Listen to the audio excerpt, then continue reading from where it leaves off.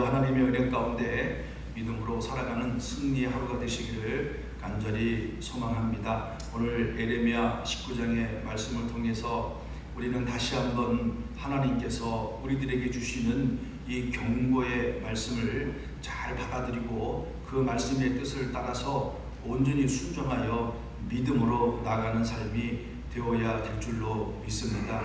오늘 하나님은 특별히 예레미야를 부르셔서 예레미야로 이스라엘 백성에게 예언하게 하시되 특별한 행동을 하도록 하나님께서 말씀하셨습니다.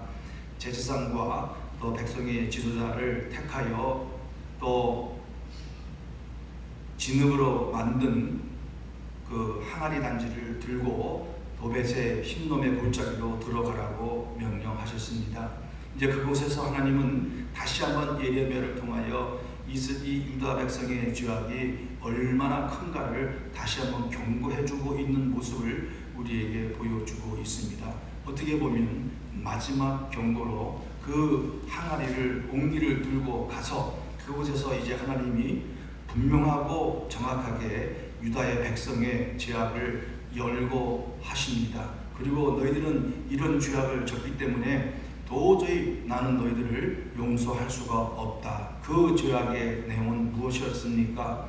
하나님을 섬기지 아니한 것입니다. 그리고 도리어 하나님을 섬겨야 할 유다 백성들, 그리고 하나님의 뜻대로 살아야 할 유다 백성들, 그것은 하나님이 그들을 택하여 주셨고 지금까지 지내오도록 하나님이 놀라운 은혜와 사랑을 베풀어 주셨음에도 불구하고 그들은 그것을 내어 던져 버렸습니다. 불순종했습니다. 자기들의 마음대로 자기들의 뜻대로 살아왔습니다. 그 결과는 무엇으로 나타났습니까? 집집마다 우상을 섬기고 이제는 더 얼마나 심해졌는지 이전에 유다 왕들이 섬겼던 그 우상보다 더한 우상을 섬기며 하나님의 뜻에 불순종하고 자기들의 마음대로 살아왔다는 것입니다. 하나님 그래서 그들의 그 죄악을 낱낱이 말씀하시면서 반드시 내가 너희들을 심판할 것이다 라고 무서운 경고의 말씀을 오늘도 해주고 계십니다.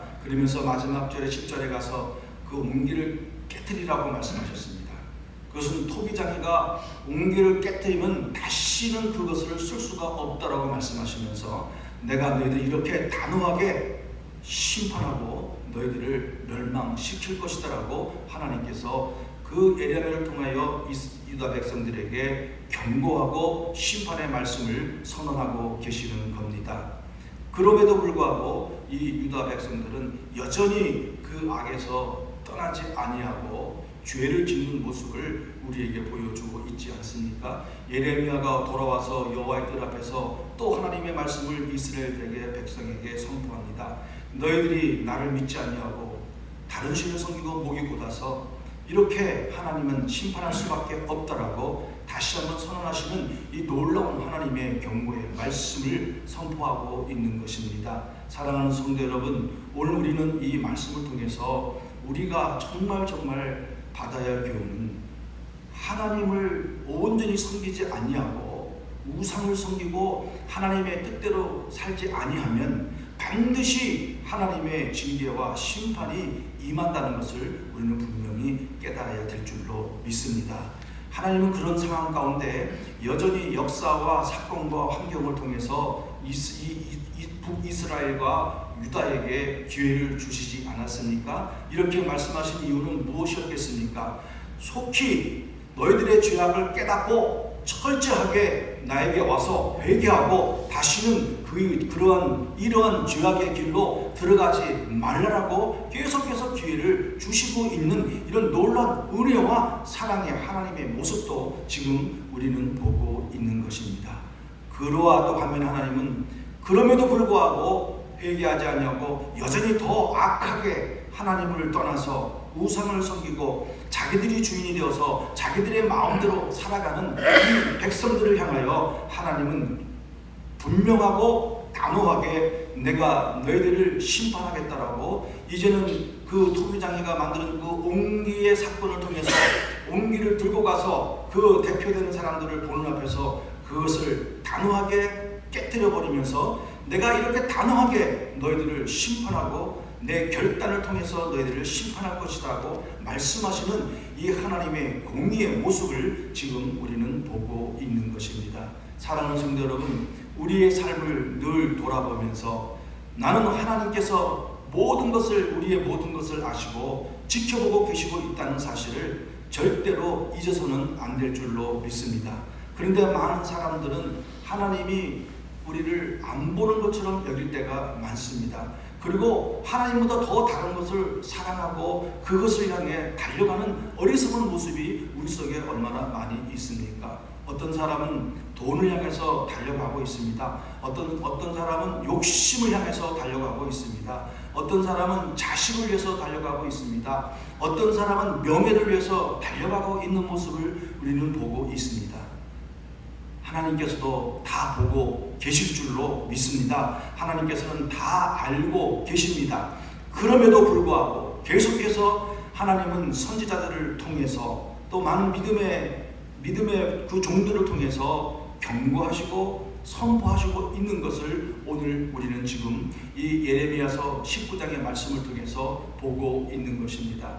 얼마나 하나님께서 단호하게 예레미야 선지자를 통해서 이런 경고의 말씀을 선포하시고 반드시 너희들을 심판하겠다고 말씀하지 아니하셨습니까? 그리고 그 죄에 너희들이 무엇을 잘못했는지도 하나님은 분명히 지적해 주시고 말씀해 주고 있는 겁니다.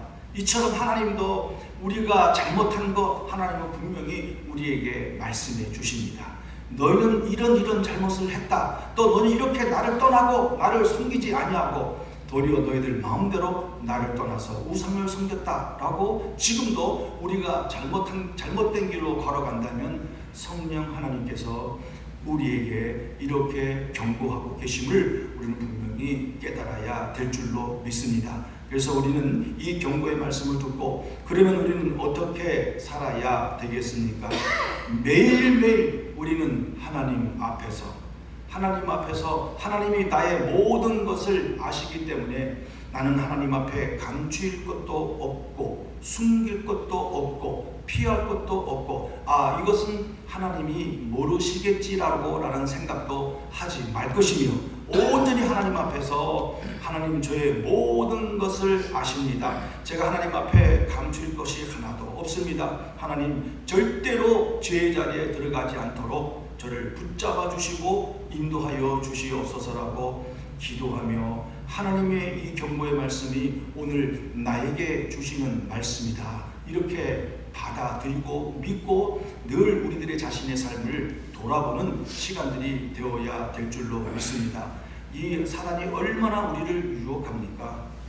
하나님을 떠나게 어떻게 하면 우리로 하여금 하나님으로부터 떠나게 하려고 수단과 방법을 가리지 않고 우리를 유혹합니다. 때로는 상황과 환경을 통해서 우리를 공격합니다.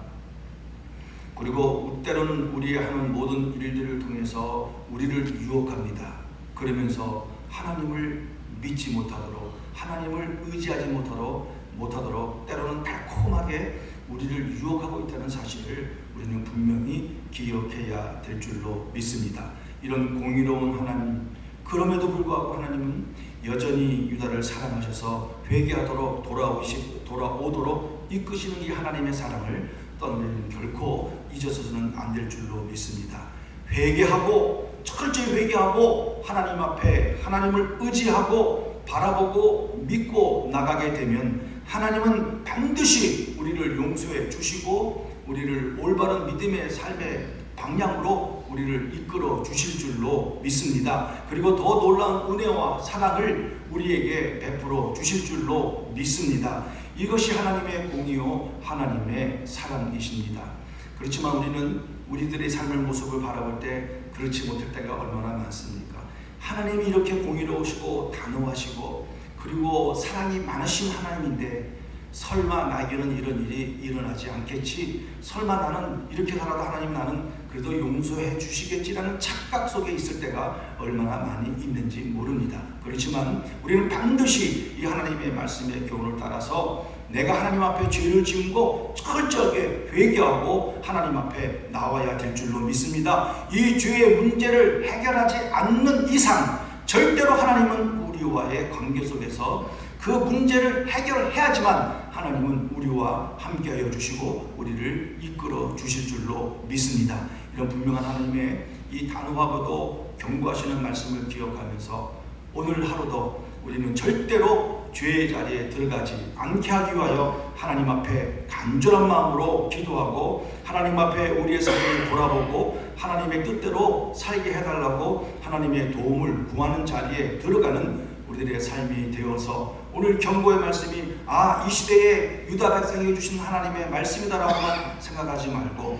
오늘 나에게 주신 말씀이다라고 분명히 믿고 오늘 회개하지 못했다면 죄가 생각난다면 철저하게 하나님 앞에 회개하고 하나님의 도움을 구하고 용서를 구하고 그 사랑이 많으신 하나님의 사랑을 경험하고 고백하고 믿고 나아가는 그런 축복된 시간이 되시기를 간절히 바라겠습니다. 기도하겠습니다.